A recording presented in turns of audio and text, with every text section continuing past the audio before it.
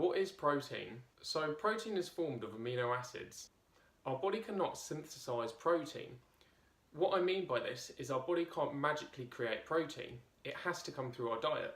We need a certain amount of protein each day, especially if we're exercising. We should look to consume anything between 1.4 and 2.2 grams of protein per kilo of body weight we weigh.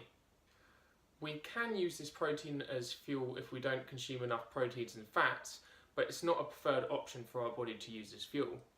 This process of converting protein to energy is called gluconeogenesis. The best thing about protein from a fat loss standpoint is the amount of satiety it gives us. Protein is super high on the satiety scaling, which basically means that it makes us feel fuller for longer.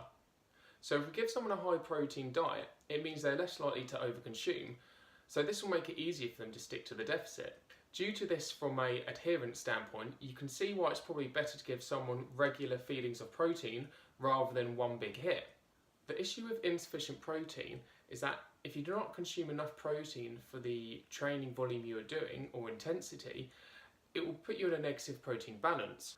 What that means is if your body can't synthesize what it needs, it will steal it from existing muscle tissue.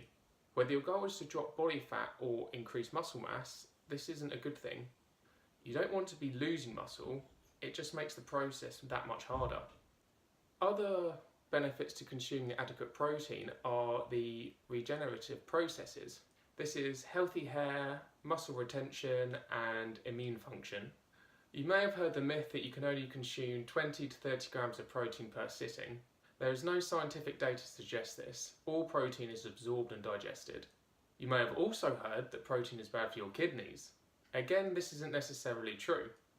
If you do have kidney or liver issues, it's probably a good idea to reduce the amount of protein you're consuming. This is due to the purpose of reducing the stress that it could place on your body. However, if you have healthy, functioning organs, it's nothing to worry about.